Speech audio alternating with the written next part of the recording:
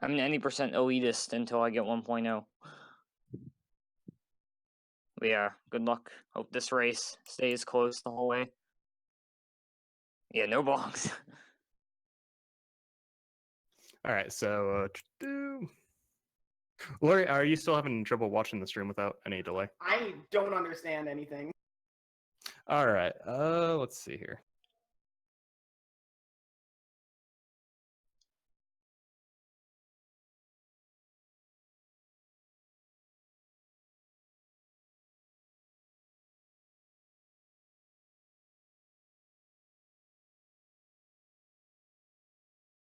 But anyone who is just joining us, this is Keizathon, raising money to help Keiz with his medical bills. Right now, we have reached our goal, actually. Our goal is $1,500. Now, any donations that we get will go straight to the Prevent Cancer Foundation. So if you're feeling generous, feel free to donate.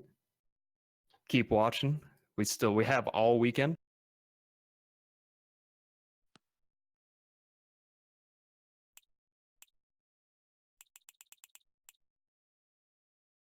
And we will get started shortly.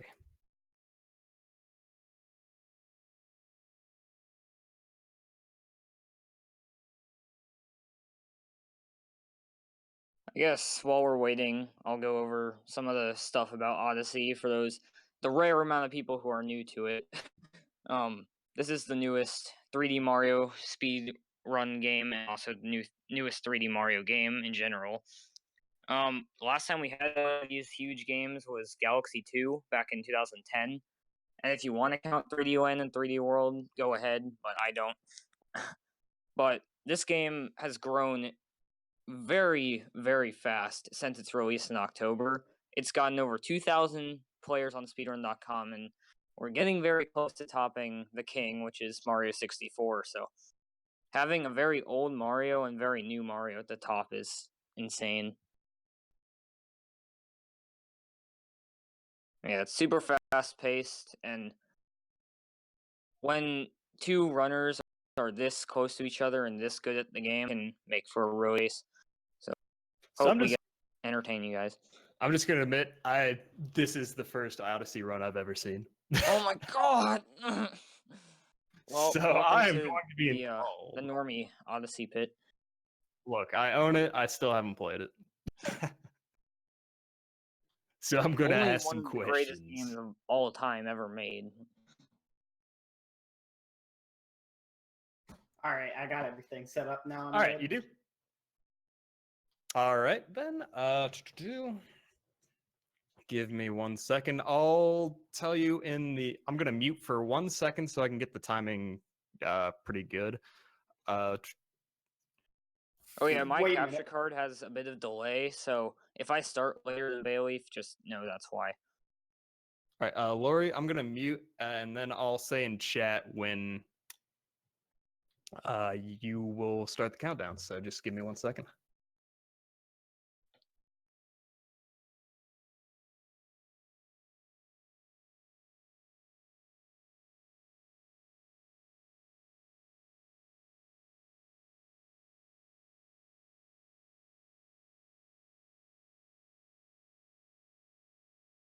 No, is there audio right now? I would assume so. I can't see the stream. Okay. Right now, so. Oh, okay. I was just wondering because so there's no music on the start screen. Okay, that makes sense. Yeah, there's no music on this. All right. I'm gonna go ahead and mute and then just type in Discord in the runner chat when you guys can start, and then he'll count you down. Which one's the runner chat? Or at least just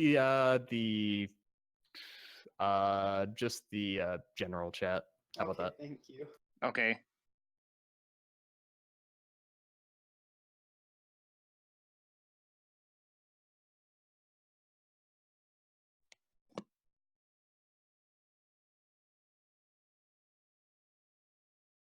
All right.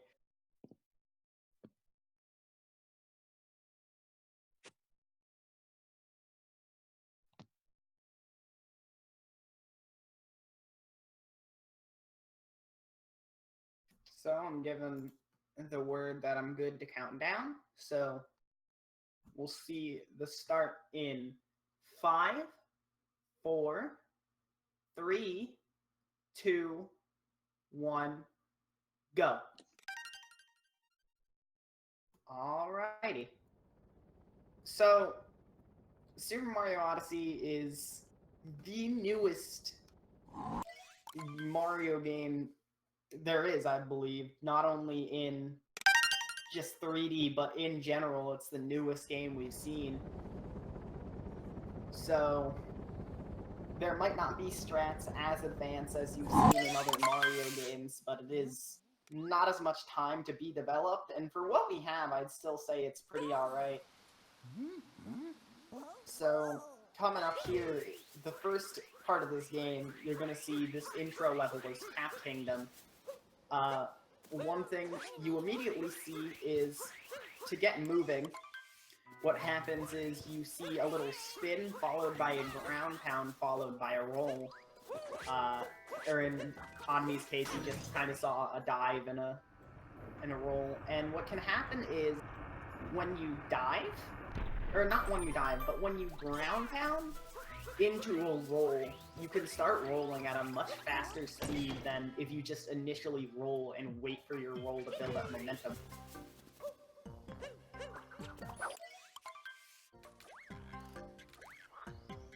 So coming up now, in Top Hat Tower, the major mechanic of this game is that you can use your hat to capture enemies and do special things depending on what enemy you capture. So here, with this frog, you can jump really high because that's what frogs are for. I guess, I don't really know. And so at the top of Top Hat Tower, there's actually 2 paths you can take to get to the top. Bayleef here took the right side, which is a bit slower, but a bit safer, and you get a few more coins.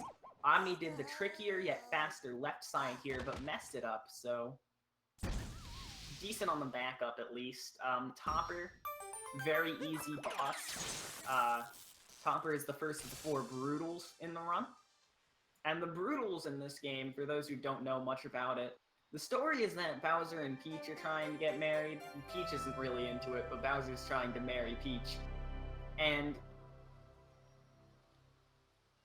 so basically the Broodals are kind of like these wedding planners that are trying to make the wedding as good as possible, while simultaneously trying to stop Mario.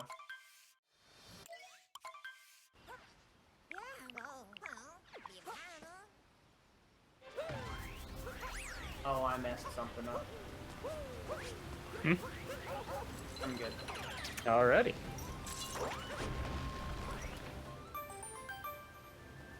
So, this kingdom here is Cascade Kingdom, and it's the first kingdom we're going to be seeing Power Moons in. Power Moons are basically kind of like the stars. I guess you could call them that.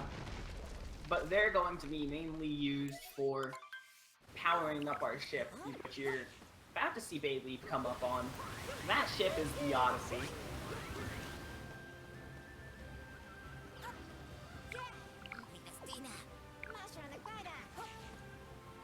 So the Odyssey is going to be our main way of getting to the different kingdoms in the game.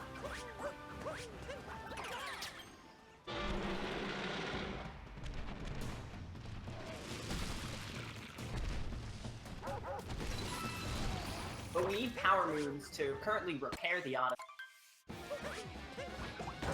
Sorry, I'm getting kind of disorganized right now, but basically, we're going to need Power Moons like the one you saw to repair the Odyssey so that we can use it to fly off different kingdoms. And this kingdom, you actually can't get enough moons to repair the Odyssey without first fighting this mini-boss. And you saw this trick where they used a dinosaur to bounce off a trampoline to get up to the fight without having to go do all the around stuff that you usually have to do. And now with this fight, they're trying to make it quicker by jumping on the little hat that the Golden Chain Chomp already has, so they can possess the Chain Chomp easier and get hits quicker. Doing that 3 times will award you with a Grand Moon, which is worth 3 Power Moons. And since we need 5 in this kingdom, 3 is pretty nice to get really quickly. The runners are both playing in traditional Chinese, which is the fastest language to run the game on due to dialogue.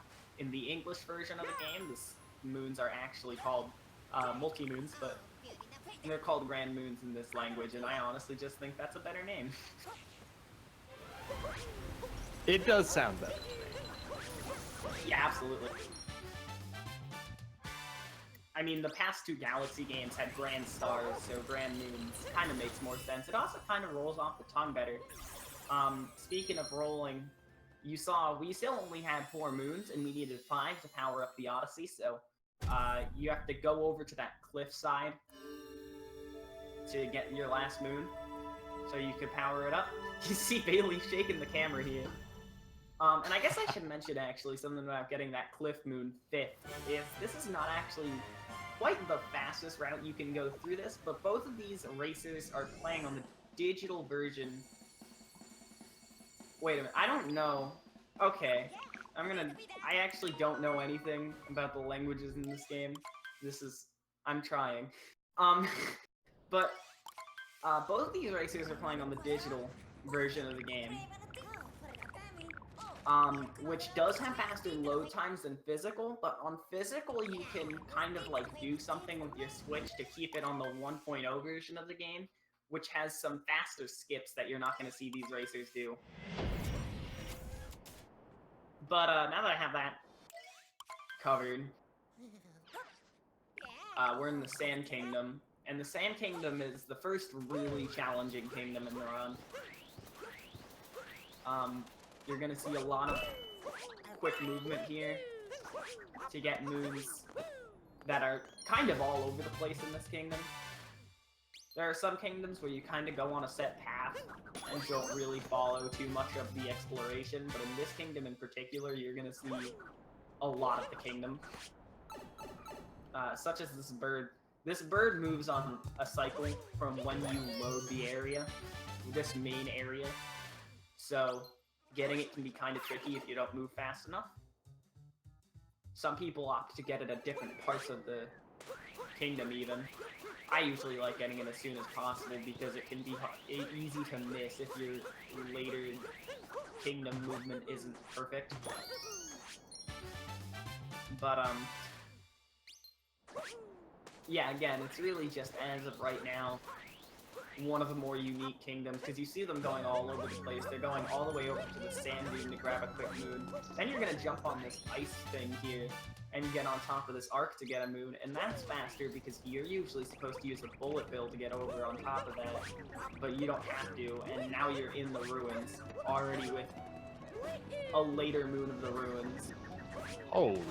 So, I knew that the hat mechanic was a huge movement tech, but I'd never realized how utilized it was, I guess. Oh yeah, no, Cappy can do all sorts of things. And what you just saw there on Bayleef's end with the bullet bill, and Omni just did it, that's called the Dram strat. It was found by Dram55, who you may know for being a very good player of Super Mario World and many very challenging ROM hacks of Super Mario World. One thing that you can do with the hat in this game is you can use motion controls. This game has many motion controls for many different things. To kind of, when you throw your hat, you can use motion controls to kind of make it home in on nearby objects. So one thing you can do with that bullet bill was by throwing the hat a certain direction and then shaking using the motion controls after getting that moon, they were able to warp straight up there. There's several times in the run that's going to be used, but that's the major example. So now you see Omni talking to the Sphinx here. The Sphinx gives you a quiz of a question to answer. Unfortunately, that quiz, you only need to answer one question in the any percent route, and it's the first quiz option, so you just need to mash A to get a moon. Oh, so it's set every Yes. time. Okay. The quiz like the order of the questions and the order of the answers is the same. So, for example, if you wanted to answer all 5 of those questions but didn't know how to read the language, it would be 1, 2, 1, 4, 4 are the list of options. And there you just saw Skip, actually. You're supposed to go to a secret area to get on top of this place that Bayleef was just on top of with the moon and the money. But by using a bullet bill, and you're about to see Omni do it here again, you're gonna see they run into the wall, and then wall jump off the wall, use the cap throw to kind of change their direction, kind of stop them in their track and change their direction for them to do a clean dive up there. And that's one useful thing of the hat throw, is that you can use it to kind of control your momentum, because this is a game where your speed can go very crazy very fast. Yeah, I'm starting to notice that there is some very, very sleek movement in this game. Absolutely, yeah. And one thing you might notice is that Bayleef just got this moon with these music notes, but Omni has never gotten this bird yet, and still has this moon here. So, Omni answered that Sphinx question. You may have noticed, I believe that Bayleef did not. So Omni doesn't have to do those music notes that Bayleef just did. But either way, they're now both done with the kingdom. In this kingdom, they needed 16 moons. I failed to mention that. The next kingdom, they're only going to need 8. Alright, so there is a bit of route divergence. Is this just preference, or is one route actually faster than the other, or harder, or easier, or something like that? More consistent? I'm gonna be honest, I'm not 100% sure. I usually go for the route that Omni goes for. One good thing about his route, I believe it might be a little slower, but it gets you a lot more coins by going into the Sphinx room, which I'll mention coins later when they actually become more important. But this is Late Kingdom, and they're not that important in Late Kingdom, really. There's no use for coins in this kingdom. Again, this kingdom you only need 8 moons, so it's a lot faster than the one you just saw and the one coming up after this. And another reason that is because you're going to see this jump up here onto this wall. Usually, to get into this area of the level, you're supposed to swim through the secret tunnel, and it's a very long tunnel that is no fun, and there's no moons in it. So, it's not fun to swim through, but fortunately you can jump up that wall, and you can just get to the big area of the level. There's lots of moons. You see the cheap here used to swim through the water pretty quickly. So I'm curious, how many moons do these early worlds have, and how does the process of routing all this get? Like, I assume it's a pretty crazy process. It was a while. Well, really, what happened is there's a lot of moons. Like, I can't name the exact number per kingdom, but in total, this game has 880 unique moons. And so, really, obviously, the first thing you could really do was find out which ones are fast, figure out how many fast ones you had, and then route accordingly. Because not only does the speed of the moon matter, but, like, you have to put it in one route. You can't just be jumping all around the map. But speaking of jumping all around, this boss, Rango here, the second of the 4 Brutals, really, probably the trickiest of the ones to do fast, and it's something I didn't mention. Every single boss in this game, there's some sort of strategy you can do. The basic kind of boss structure of this game is you hit it, it does some sort of attack where you're not able to hit them, and then repeat until you hit them 3 times. Rango's probably one of the harder bosses with that, in order to... Because in every single boss, and not in every one, there's a few exceptions, but in almost every boss, the phase where they attack you without you having a chance to hit them back, you can do some sort of interesting thing, like you saw them jumping on Rango's hat when he ducked into it in order to skip that phase. Rango's probably one of the harder ones where it's possible to skip their attack phase, where you can... I don't know where I was going. It's one of the harder ones that's actually possible, so... But you can get it down to a timing, and it's still fairly consistent. It's just worse if you mess it up. Alright. But, yeah, so, like, for example, going back to what you were saying here, coming up in Wooded Kingdom, we need 16 moons. So, the moons you're gonna see them get, you're barely gonna see them go out of the way for a moon.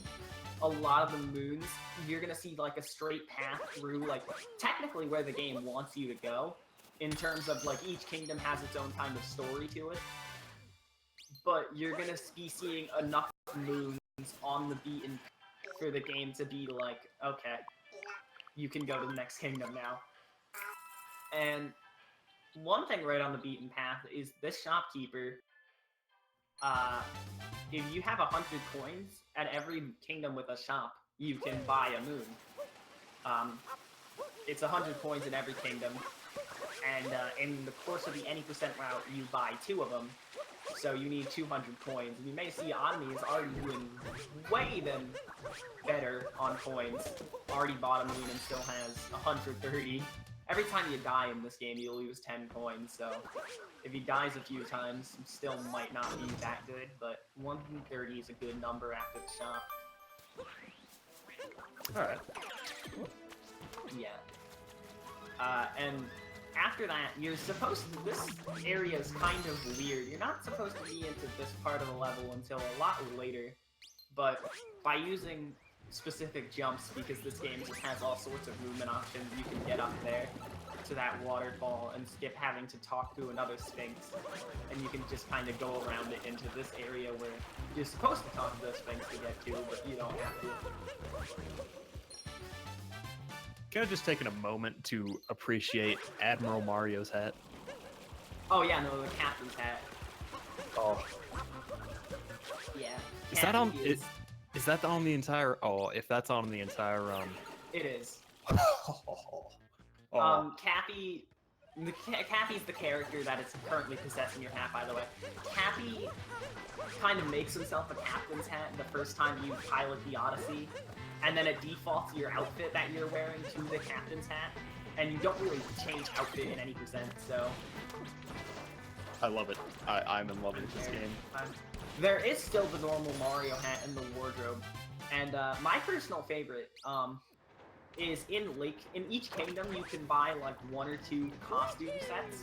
My personal favorite is in Lake Kingdom, the kingdom before the one we're currently in right now. You can buy a pair of snorkeling. You can buy like a snorkel mask. Oh my god. Yeah. Okay, but I guess I should actually... Sorry for getting off track there. What? Sorry for getting off track there. It's fine, don't worry about it, I'm enjoying it. But I know everybody's gonna laugh at this, you might have noticed a little bit of a theme. Oh yeah, there will be a costume change at the end of the run that's forced. We're gonna talk about that though. Thanks, Troy, for reminding me of that. One thing you guys might like about this kingdom, though, is that there are a lot of nuts all over the place, and you get a move when you break them open. And I feel like I don't even have to explain the joke on this one. I feel like you guys all get it. But, Bayleef and Omni, they're both on their way, heading to the 3rd brutal fight coming up soon. But before that, they have to do a bit more platforming. And I guess I could talk about actually why this kingdom is probably one of my favorite. And that is the enemies you have to capture here, these onion type things, these are called uproots, and basically, they can stretch their legs out, and they can stretch them out farther with motion controls. And one interesting thing you're going to see here is you're going to see, using motion controls, the racers are going to walk out of there. They kind of, like, walked out of this little alcove and then extended their legs with the extra height of the motion controls as they walked out, and they were able to jump onto the platform above them. The uproots have a lot of small little movement things about them that are just really neat, in my opinion. And then this is Stuart. He's the 3rd of the 4 brutals that you see in the run. technically, the fourth one we're gonna see near the end of the game, you could have fought them in Sand Kingdom, but the route doesn't do that because it's slow. And this is probably the easiest fight. You see, it's literally just jumping, which is what Mario does best. So does each world have a boss fight in it? And is each boss fight a brutal? Not every boss fight's a brutal, and I believe not every kingdom has. Every kingdom has a boss fight. With a few exceptions, I believe a kingdom coming up fairly soon because we just finished. These are the last 3 moons we needed for Wooded Kingdom. I believe 2 kingdoms from now doesn't have a boss fight. But except for that, I think every kingdom does. Okay. And that kingdom I'm talking about has its own little challenge, which I'll get to. But not every boss fight is a brutal. And you're about to see that. Because, you know, we have these rabbits. I really like rabbits, actually. But everybody loves the big bad himself, right? You know the one. So, coming up here, the game's telling us we're going to Metro Kingdom, which was a highly hyped up kingdom in the game, and Nintendo loves trolling you, so we're not exactly going to go straight to Metro Kingdom. Instead, we're going to be sent to Cloud Kingdom next. It's a very small kingdom. It's a circle. A circle makes for a good arena, though, so this circle is going to be the one. It's our boy! So, here's the first fight with Bowser.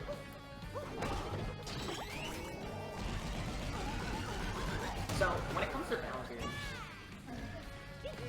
he's interesting. There's a lot of strats to speed him up. You see Bayleef taking these damage boosts to kind of hit the hat as soon as possible.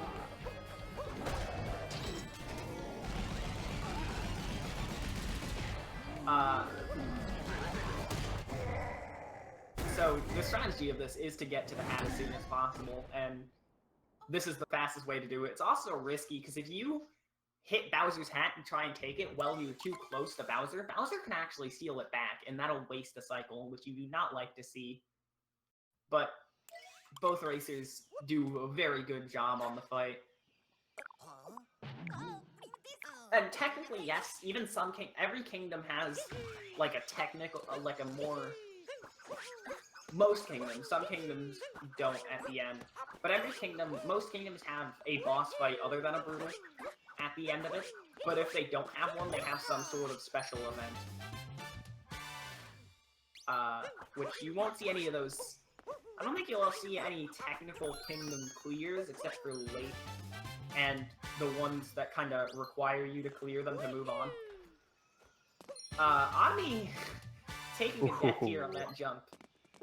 This kingdom, I know you might have some questions, but this is a really wordy kingdom. This is Lost Kingdom. You crash land here after the fight with Bowser. Basically that jump you see that Omni just did and Bayleef did earlier. You see that bird over there on Bayleef's side. That is Klepto that you might remember from Mario 64, had that star in Shifting Sandland. The thing about Klepto is that there are certain areas in this kingdom that when you stand on them, Klepto will steal Cappy from you, and that's not good, because not only does that severely limit your movement, but that also means you wouldn't be able to leave the kingdom.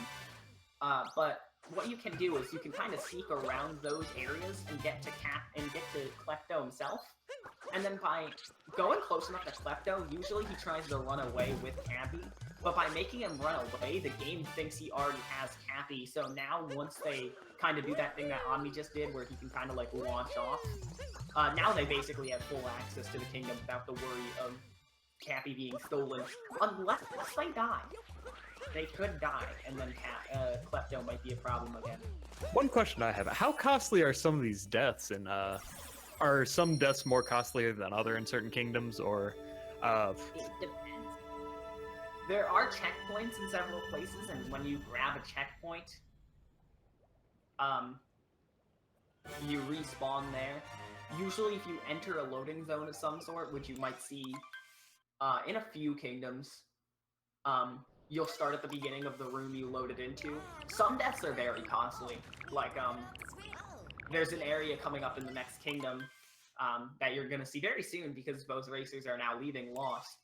That there's one area in particular where deaths are just the worst.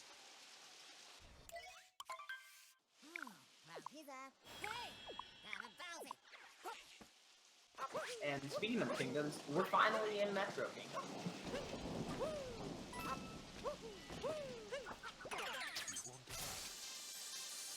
If we got a moment, I'd like to just plug a few things. Sure, go for it. Alright, I'll be really quick. If you're tuning in, this is Keizathon, raising money for Kei's medical bills. So far, we have reached our initial goal of $1,500.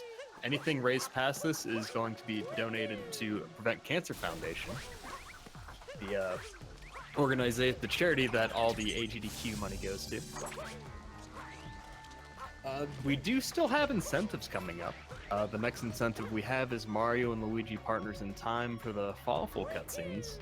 That is a $50 incentive with $12 in it right now.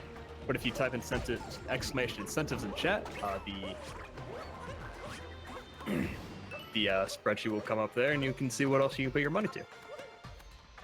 Alright, if I can have a second to explain this area. Yeah, this area, there's a lot of moving platforms that you have to kind of stay in cycle with at the beginning. In this part, you're going to see a lot of climbing up this pole, and we can kind of do this weird jump type thing to get up to this secret area up here that has a moon. And this part is really costly if you fall on it. What the runners are going to try to attempt is a jump across the entire top of the town hall to make it to the exit. And Bayleef got it, but what makes that jump actually really weird,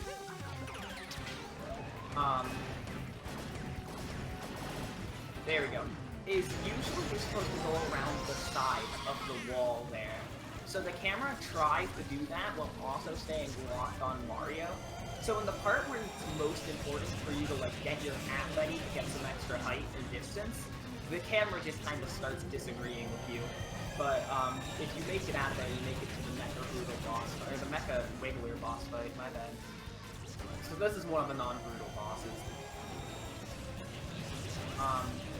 What you see them doing in this kind of mid-phase, where they can't hit the boss, is running into these corners where the portals that the Mecha Wiggler comes out of are, so that the Mega Wiggler spends as little time as possible running along the ground, just kind of make that phase quarter. And this part can be pretty tricky. They have a limited amount of time to shoot all the glowing orbs on the Mecha Wiggler's body to get a 2-cycle on the fight. And Bayleef got it. We'll see if Onmi gets it, because the motion control aiming combined with the less than kind movement speed that the Wiggler has here can make it really tricky, but both racers got it, so that's nice.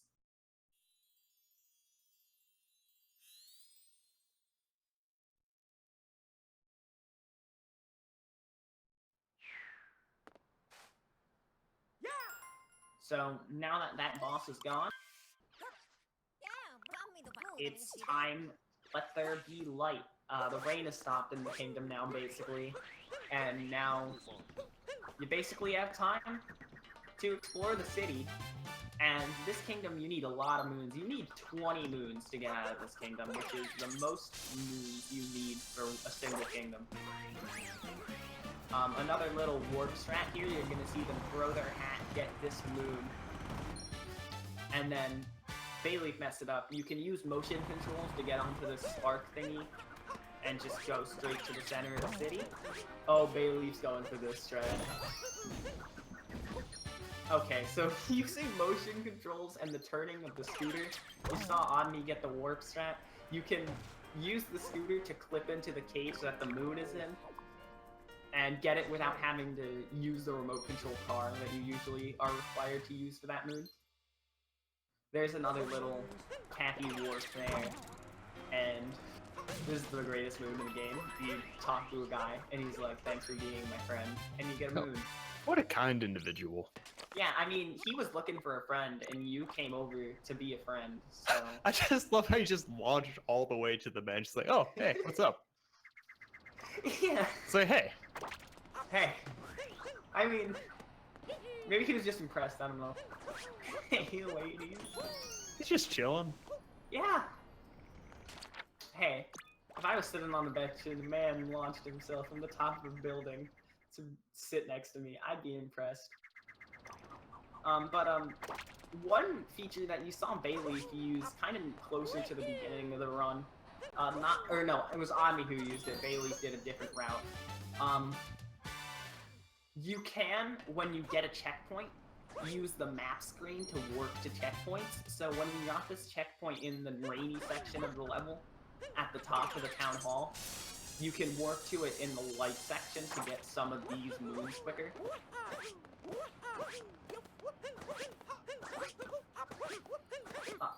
This feature doesn't actually have as much use as you'd think, because in a lot of kingdoms, it's routed out so that a story event that sends you back to the Odyssey happens as your final moon.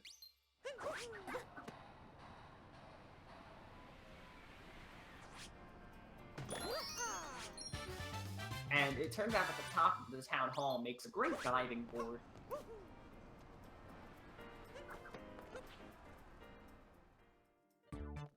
And nice.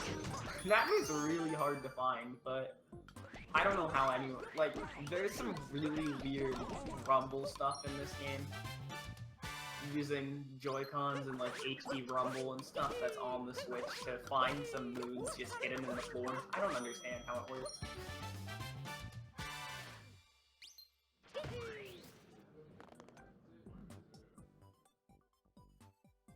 But now, in this crowded section, you get 2 moons, and we're about to finish up the kingdom. The rest of the kingdom isn't too much happening.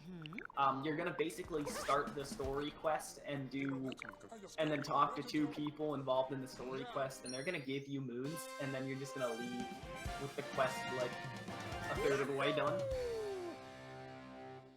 Very helpful, Mario. And then someone's pointing out in chat, these guys make great sounds.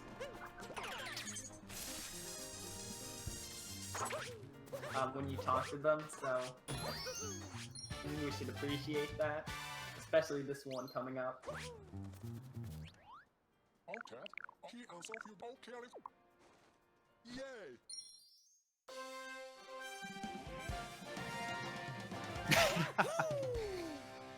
These are some pretty good noises. Yeah. Yay. Yay. But yeah, no, that's the last moon in Metro Kingdom. You ended on the greatest. And there's another use of the map warping. And they're out of there. I actually don't know Bayleef's coin count. It looked like 64. So we're gonna see a route divergence, which is gonna make commentary fun. So there are 2 kingdoms, similar to Lake and Wooden. The next 2 kingdoms, you can choose which one you want to go to first, between Snow Kingdom and Seaside Kingdom. Omni got coins earlier, and Snow Kingdom is one of the 2 kingdoms where you want to buy a moon from the shop, so you need 100 coins. But since Bayleef doesn't have enough, he's going to opt to go to Seaside Kingdom instead of Snow Kingdom. So I'm going to try my hardest to talk about both kingdoms at the same time. Fortunately, Seaside doesn't have too much activity, but it is a much quicker kingdom. Don't worry, I'm here to help. So it fits slightly less activity into slightly less time. Like this jump here, you're gonna see, you're supposed to get a different enemy that I'll talk about later to get up this cliffside, but you can just kind of jump it. And Omni, meanwhile, is going to have our only appearance of Captain Toad in the run. Captain Toad is in many kingdoms in the game, and you can talk to Captain Toad, and he'll give you a moon for being a good friend. And Captain Toad is actually one of my favorite parts of this game because every, like, Captain Toad moon you get is, like, the name of the moon. Every moon has a name. Like, for example, the one with the guy on the bench was called Bench Friends. But every Captain Toad moon name is some sort of, like, positive thing. Like, you got this Captain Toad or something like that. But either way, Omni's in Shiveria Town now, and Bayleef got another moon that you're usually supposed to have the enemy I mentioned earlier to get. Omni's about to buy his second moon out of the 2 you buy in the route. Didn't buy the life heart. That's a joke a lot in the community about buying the life heart instead of the moon, but I don't think I've ever actually seen it happen. The life hearts in this game, they're kind of like if you've ever played Mario Galaxy, the health mushrooms. They double your health, but then once you go below 4 health, you lose the double health. And that squid enemy is what you're supposed to use to get those 2 moons up on those cliff sides that I mentioned you needed an enemy for. And it's kind of crazy because that enemy used to be the basis of speedrunning this kingdom. And in fact, like, I used it for a ton of moons. My only contribution to this game, I once made the fastest route of Seaside Kingdom for 3 hours, and I used that squid almost everywhere, so it's crazy to see it almost barely used now. But, now Bayleef's just going to be mainly swimming around, and you may be a bit confused as to where Omni is, so the kind of story type thing in this kingdom is that there are these 4 trial rooms you have to complete to unlock the last area of the kingdom. And once you do some stuff in the town, you're going to be spending the rest of the kingdom going into the trial rooms and getting the moons from them. Each trial room has a secret moon in it, and then the story-based moon in it, so you're going to see 2 fully cleared trial rooms, and then 1 you're just going to get the secret room and then bail. Good hero, Mario is. I mean, sometimes you just gotta bail. Sometimes you just gotta. I mean, we're still saving the world in the long run. Exactly. Sometimes you just gotta bail. Gotta. So, Bayleef's done with Seaside, and this moon is terrible. I really don't like this one that Omni's getting. You have to stack these Goombas up, and then step on the switch. But the Goombas like to sometimes just run off cliffs or run below falling icicles and die. So they'll just do that on their own, like when you're not even stacking them? They just die? No, usually it's in a response to them, like, being aggroed by your presence. Oh, so they just run off the edge sometimes? I mean, sometimes. It can happen, especially on that kind of narrowish bridge. Okay.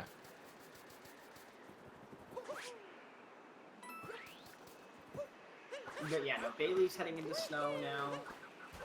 Snow is a bit of a longer kingdom than Seaside, so we won't really be able to tell a lead or anything until Omni and Bayleef, or Bayleef's done with Snow, Omni's done with Seaside. Basically when we enter the next kingdom. This is the last room you're going to see in Snow, though. You head into this trial room. This is usually where you have to fight a Brutal. You fight Rango, which we saw back in Lake Kingdom, but we're only in this room to grab the secret moon and just, again, we gotta bail. Just get out of town. Yeah, just skedaddle. But yeah, no. I love how the 2 kingdoms you can choose from this part are like a warm, relaxing beach and just this blizzard. There's nothing wrong with blizzards.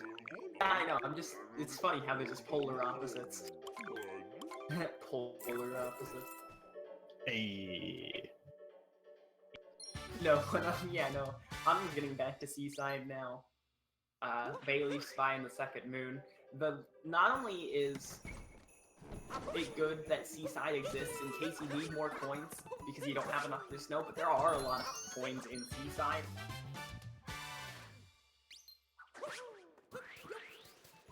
So one question I have is how much out of their way do they need to get coins, and how many in total? How many coin stars do they actually buy, or how many stars do they actually? Yeah, they buy 2 moons. in the run, one in Wooded Kingdom, one in Snow. Sand has a lot of points. For example, if you remember earlier that skip where they ran a bullet bill into a wall in order to get on top of a structure, right next to that moon was a chest with 50 points. So usually it doesn't come as a problem when it comes into like getting coins for Wooded. But with Seaside being able to be done before Snow, except for that chest I just mentioned, you really shouldn't need to go out of your way for coins at all. Alright. So it's pretty much just kind of built in, just, along the way, it's just like, okay, so... But if people do that Sphinx room that Otomy did with the treasure in it, they can go to Snow first because they don't have to get coins from Seaside, because they probably, like, threw Kathy to snag a pile of coins or two from the room. Oh, so that's why these diverge like this, then. Okay. Yes. And it's actually kind of weird, because I mentioned they're playing on the digital version of the game. So technically, Otomy's route was slower, because since he's playing on digital, it means it has to be updated. The Switch is kind of weird with how it works. When you're on a physical cartridge, your loads are slower. But you can keep the game on the 1.0 version, which will allow you to do some wall flips, which you can do to skip that Sphinx, actually. So Otomy would be doing the fastest route in the 1.0 version of the game, but since they're both playing on 1.2, I believe Bayleef's route currently cuts out to be a little bit faster than Otomy's. It's kind of weird, but... yeah, no, again, as I was saying, really, with the coins that you do need to grab that are kind of out of the way are literally just a Kathy throw away from where you're standing most of the time, so when I say out of your way, I mean you just press the Y button and you have enough coins for everything ever. Got it. Yeah. So, Otomy and Bayleef, both on their last moons of their kingdom here. I think Bayleef's gonna grab it a little bit before Otomy will. Yeah.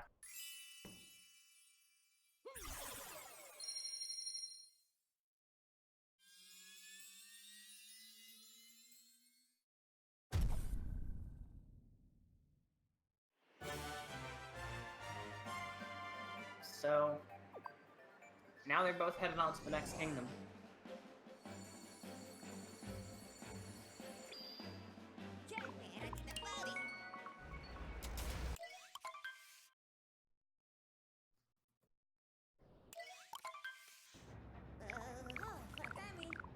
Yeah, after watching this so far, I definitely need to play this game. It's hella fun. If you don't mind, I want to plug a little thing real quick. Oh, go ahead. Actually involving this game before this next kingdom. Yeah, go ahead. If you've probably heard of the Speed Gaming network of Twitch channels, correct? Yes. Well, in the past couple months, starting December, there was an any percent tournament for this game, and coming up on Monday, actually, there's going to be the beginning hosted by the Speed Gaming network, a Super Mario Odyssey triple bingo speedrunning tournament, which I'm really excited for. And one bingo strategy is usually you want to get quick goals that make you not have to go farther in the game in order to complete them. So Luncheon Kingdom here is a kingdom you don't usually see in a bingo. But it's a big, interesting kingdom with a lot of stuff. Like, for example, a spirit room match here.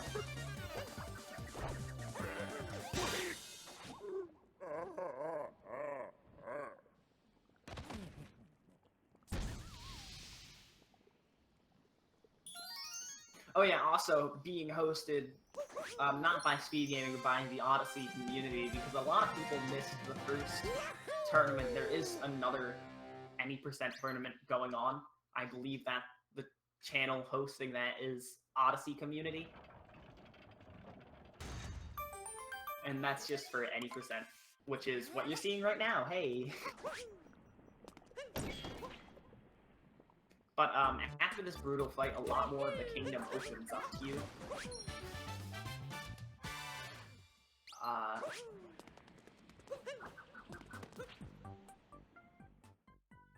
So the first thing you do is just immediately jump away from the bridge and get this moon.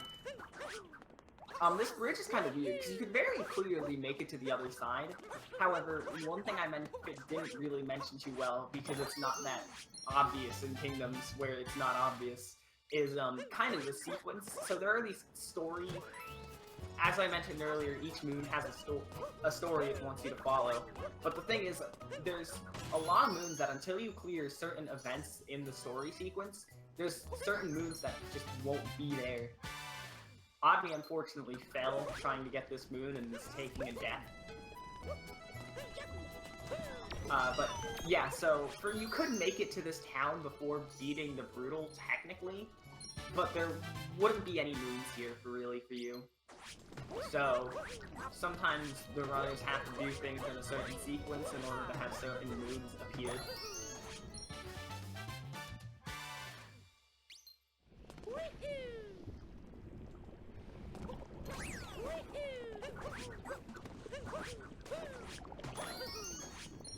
On these, the bonk is coming. There it is.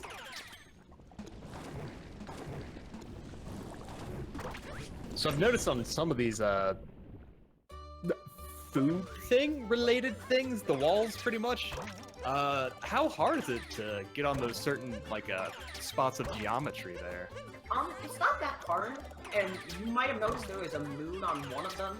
That's straight up because you're intended to go on some of these walls.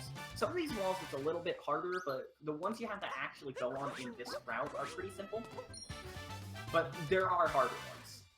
It depends on, again, as I just said, some you're intended to go on to get a moon or something. So it's really just a matter of, if it's intended, the geometry probably makes it easier to platform on for the sake of letting you get to the moon without you wanting to pull your hair out. But even still, it can be challenging because it is a wall and it is kind of... There is just kind of stuff that juts out all over the place.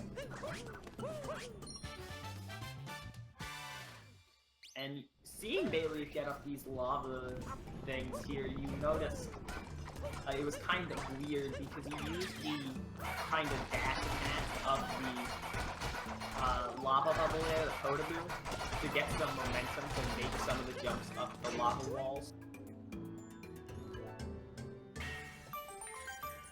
And these hammer bros that throw these frying pans can be really annoying because sometimes they just don't want to throw it in the direction to reveal that switch right there. And another 1.0 exclusive trick is the turnip clip, where you can grab a turnip from the top of that ledge that you saw the racers get a moon on just before they open this cage. And you can use that and one of the Hammer Brothers to clip into that cage with the moon that Bayleef just got. And it's a really funny looking clip and I like it a lot. But it's patched in this version.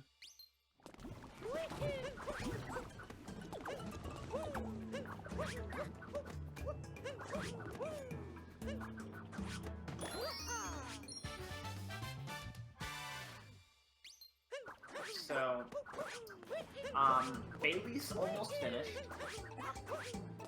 Just has to get this moon back here. This moon can be tricky because if you fall in the lava back here where Bayleef is, there's not really an easy way to get back up without dying. Because you'd have to like go over to an actual part of land. You can't make it. You can't get enough height from the lava bouncing to make it back up on the wall. And then here's some meat jumping. And there's a grand moon in this pot of stew. And that's the kingdom for Bayleef. Anvi is nearing the end of the kingdom.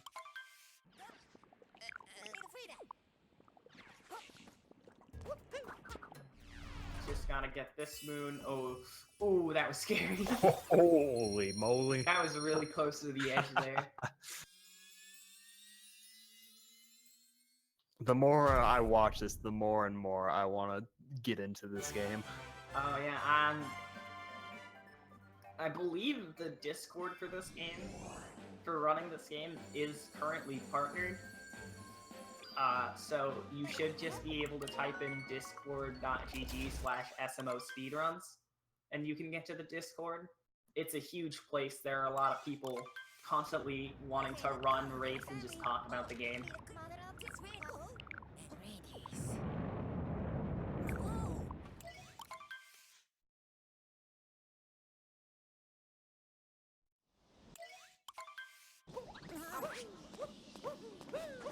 So, next stop is going to be the Ruined Kingdom. I have a question for you, actually. Yeah. What kind of boss would you expect to fight in this kingdom? I mean, it looks very. Oh my god, that's dragon. Yeah, dragon. I was gonna say it looks very rustic. Yeah, it's a dragon. So there is actually a strat with this dragon. It's mostly an auto-scroller boss, but on each of the 3 cycles this boss has, you're going to see them have 1 second. The boss does this head slam type attack, and then the runner is going to jump up and take this damage boost by just sitting on the dragon's face while it's electrifying. You're supposed to pull out the swords to reveal its weak spot. And you can't pull those out until the electric field dies, but by jumping on the electric field before it dies, you can actually save like 1 second by not having to wait until the electric field dies to jump on its head. It's a fairly simple strat, and it saves 3 seconds. And there's health all around the arena in this fight. There's, I believe, 4 different hearts you can get. So, it's fairly easy to do these strats as well, which is really good, because you don't like a hard boss late into the speed game. That's not a good feeling.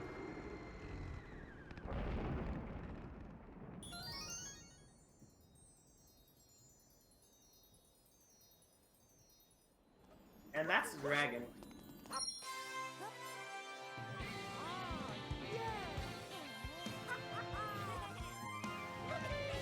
This game is sick, dude. Oh my god. I'm gonna mention some random thing here to sound cool. These moons are yellow. Each kingdom, a lot of kingdoms have their own unique moon kingdom, or moon color. But some of the more smaller kingdoms, like Lost Kingdom, Cloud Kingdom, if you return there, Ruined Kingdom, Cap Kingdom, have just the default yellow moons. I think Cascade Kingdom also has them. So they're bananas.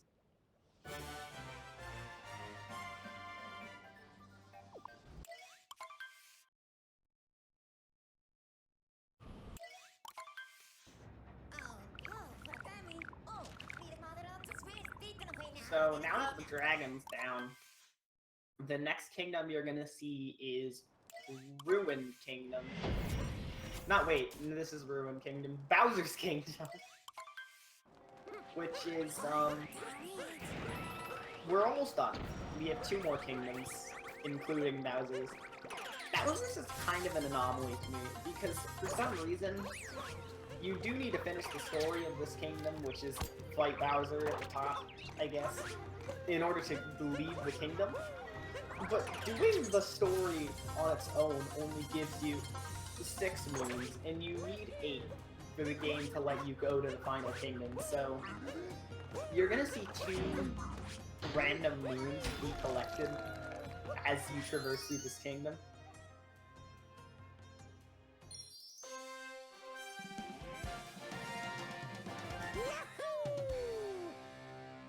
And the first of those story-related moons is right here.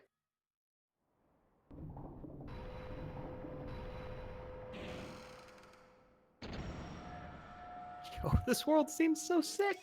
Yeah, this world's crazy.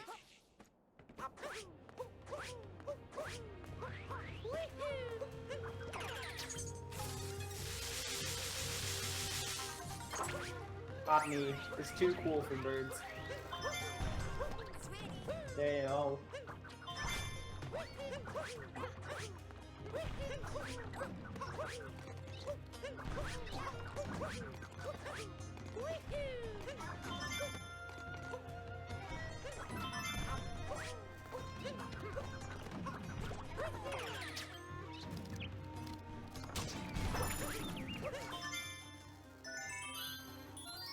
So, moon shards are a thing that never came up in the route, but you see them right here. If you've ever played a game with 8 red coins, or silver stars, it's kind of like what the moon shards are. You collect 5 of them, and a moon appears, and you need to grab the moon. In this case, to go on to the next section of the level.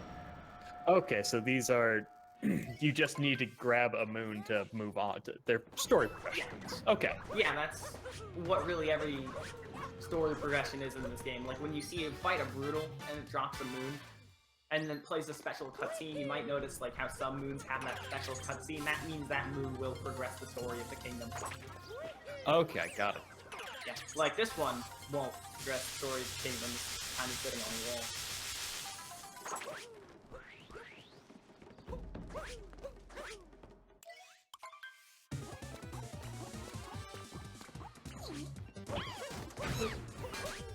So like this moon has a special cutscene. Mario spins around, and then there's a picture of a red globe in the background that ticks the moon count up.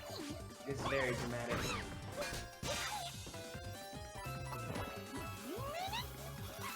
And this is Harriet. We never saw Harriet because you can skip. The route does not fight her in Sand Kingdom, where you can first find her. She's really easy. I'd say she's still harder than Stewart because of, like, the part where you actually get to hit her, reflecting the bombs back, if not done correctly, can be a bit of a hassle.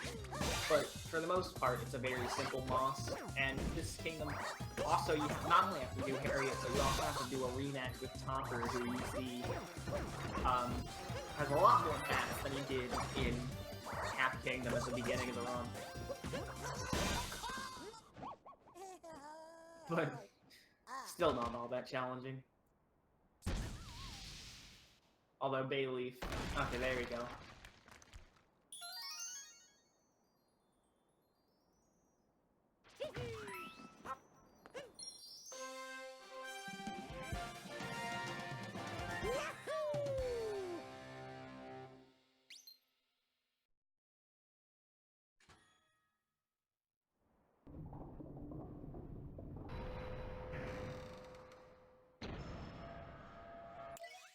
Alright, so Bayleef is now heading on to the last part of the kingdom, which features possibly the scariest part of the run.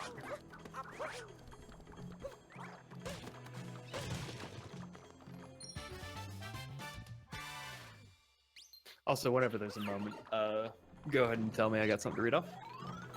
Okay, I'm just gonna say that the second non-story related moon is just right under the boxes, so now they just need to beat the boss coming up and they'll be good to lead through the final kingdom. If you want to say anything, say it now. Alright, yeah, we got a $50 donation from Fane Manners. I hope I'm saying that right. Hope your further treatment goes Fane. Thank you for the $50 donation. We really appreciate it. Also, if you have an incentive you want that to go to, feel free to say so in chat.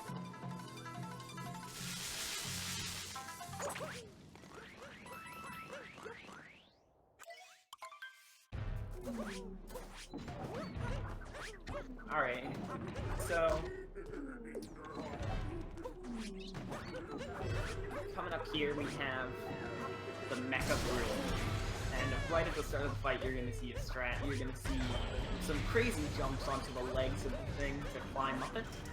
And that's a strat called Birdless. Usually what you're supposed to do to get the first hit on this boss is you're supposed to grab one of those birds that you see with the extendy beaks and reflect some bombs back into the metal legs to destroy them. And then the robot will fall over and you climb up the robot and smash the glass that is keeping the Brutals in there.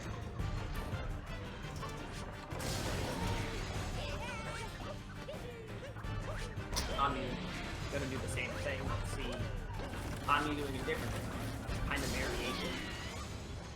Still nailing it though.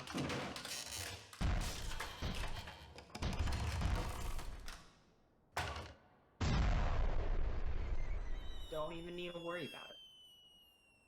Halfway through the fight though, Bayleef gets the good all the way through the fight though.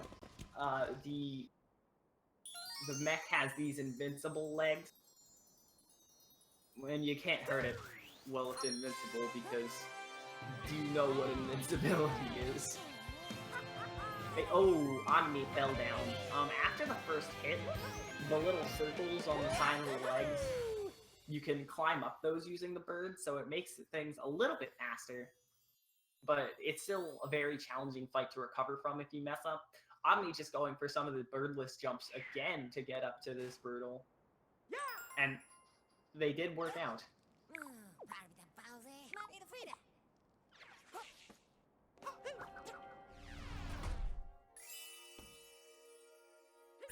So Bayleef is now on his way to the final kingdom.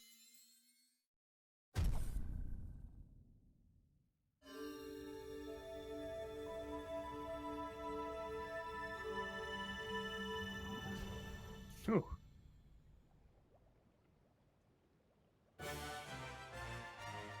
So, like they were saying earlier, their PBs are only 2 seconds apart, right? Yeah. Oh, hey, you can tell this is really close already.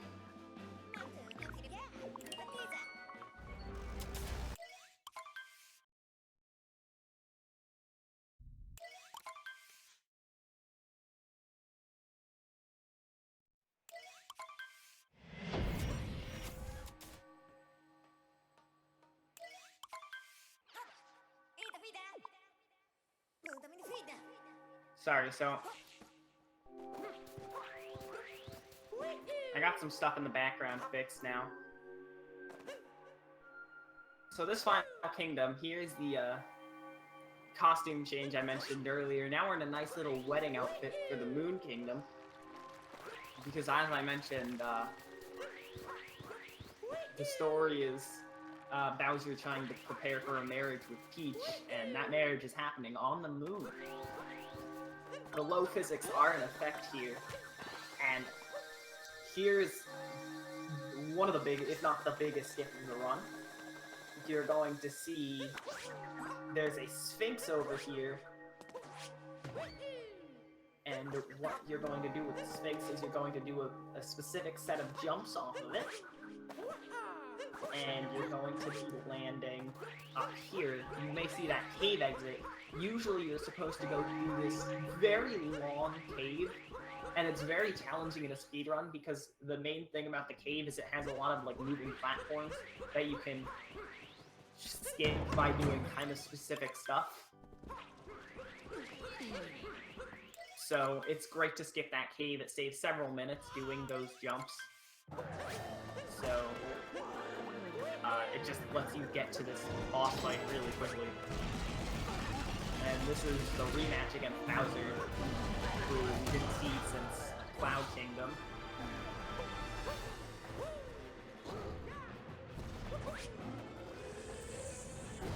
This fight is a bit longer, not only because he has more hats, more shields, more tailspins, more everything. Oh, Omni got the moon skip, but then didn't bounce off Happy and fell all the way back down. Ooh.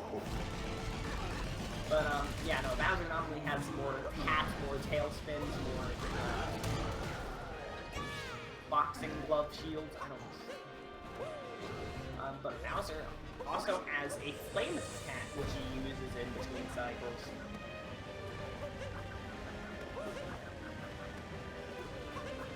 And the hitboxes on this flame are very deceptive. They're a lot smaller than they look. Which is good, because you don't like getting hit by flames. Especially when the fastest strat for this fight involves damage boosts.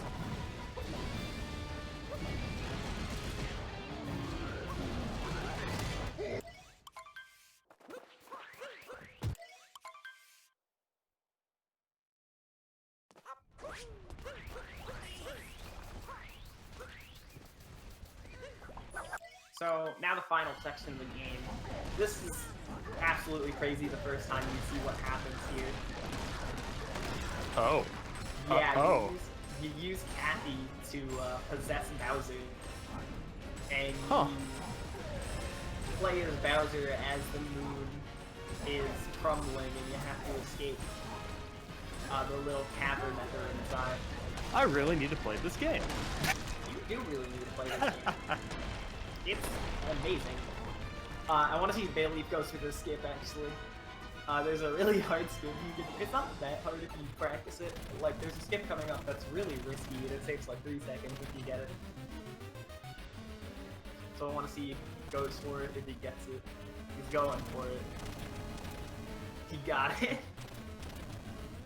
So that skip saves like 3 seconds, because you can do some shorter platform instead of having to go all the way around.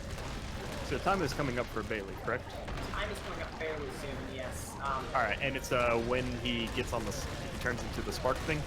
Not when he turns into the spark thing, but when the spark thing blasts off. Okay. Because you still have to use the spark thing. But, this is the last section. The music turns into an anime opening.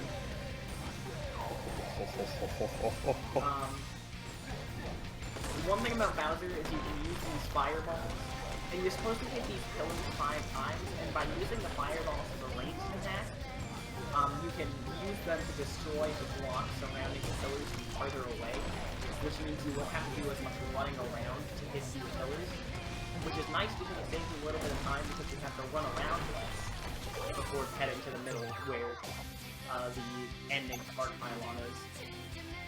Oh my goodness!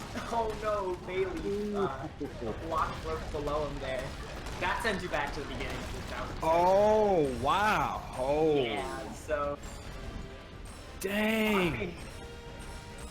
With a striking lead now.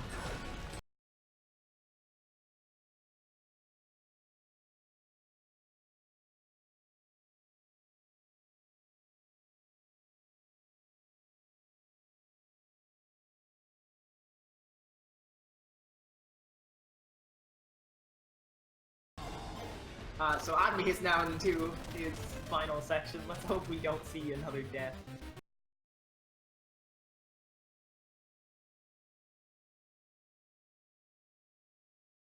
The 3 out of 3 moonskip jokes there when Admi fell on moonskip. How about 3 out of 3 2D shortcuts? Because I feel so bad for Bayleef, though. That's like terrible to have that happen.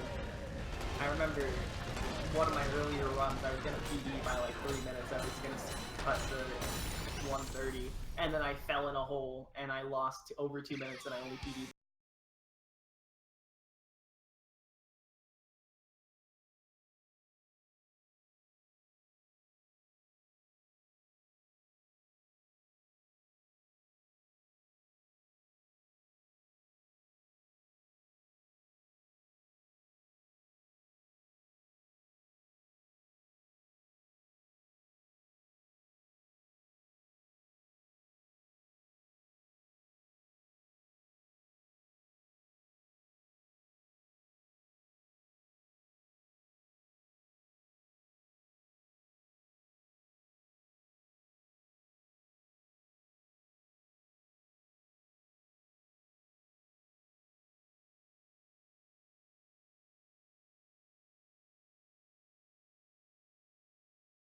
Safer the second time in order to make sure he didn't die on the final section, and that allowed him time.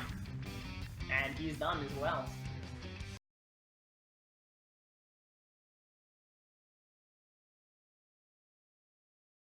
Alright.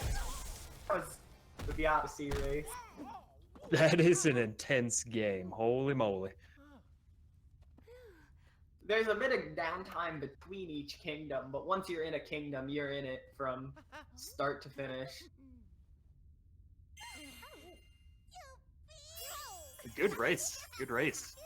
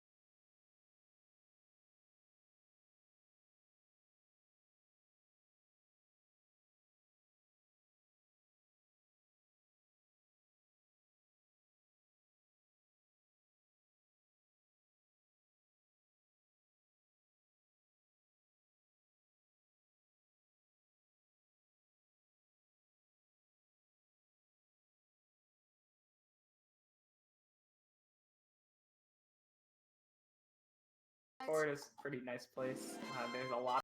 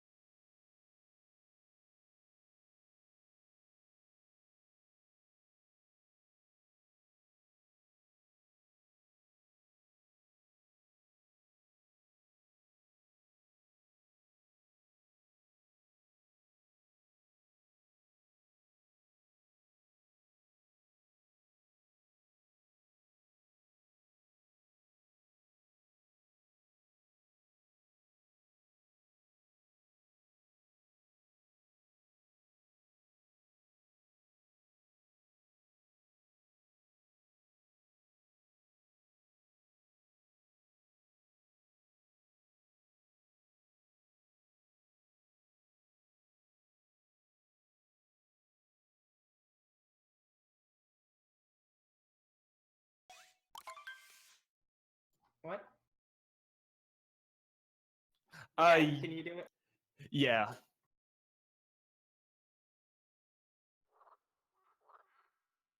You don't have like a completed file? You can. There's a guy in the town hall that you can talk to, and he's like, "You want a festival again?" And you can be like, "Yeah."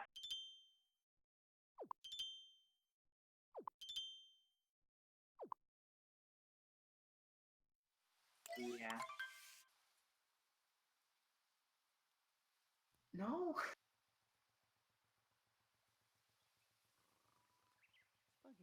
Well, while we're Yeah. waiting for you to set that up, just want to plug some donation incentives coming up. The next one we need fulfilled is Mario and Luigi Partners in Time.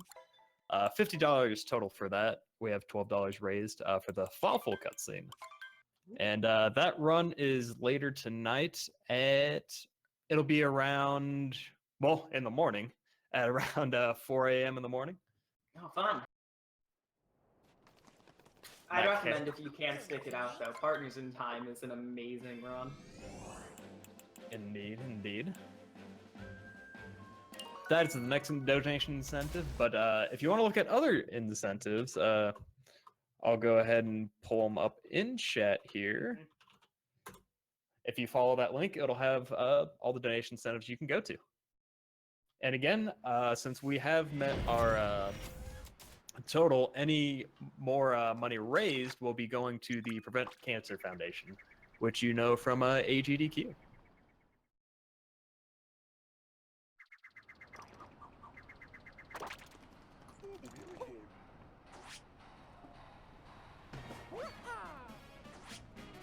There's a guy in the corner.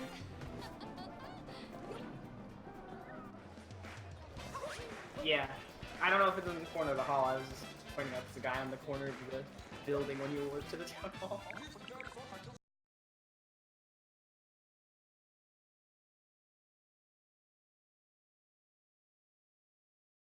I think he's to the left of the stage, that guy. Yeah, there we go.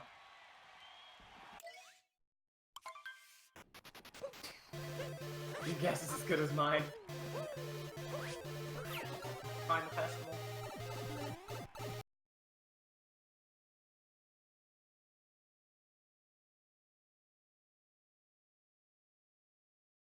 Alright, yeah, you played the 8-bit music version of the festival.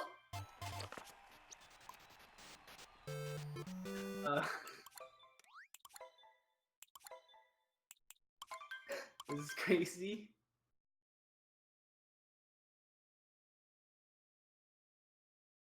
I don't know how to find a way to cancel it. You're just gonna load a different file. You have 2 completed files? Oh yeah.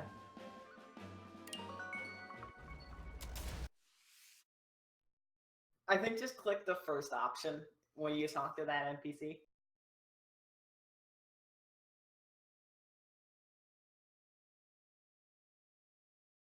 Play all missions.